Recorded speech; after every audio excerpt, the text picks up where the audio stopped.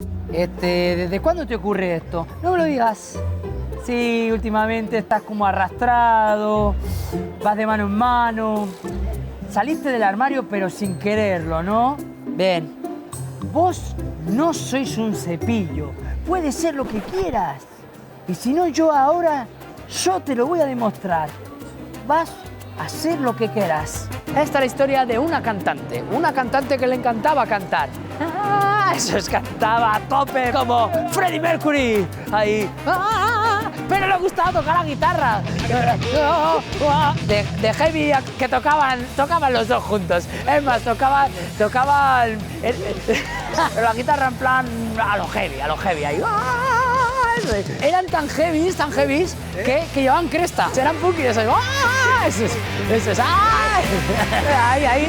Llevaba la cresta. Eso es. Iba siempre en patinete eléctrico. Eso es.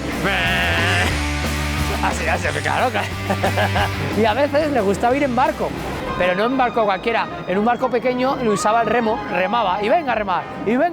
Ahí, y hacían en kayak, se ponían en kayak y le daban de ver eso.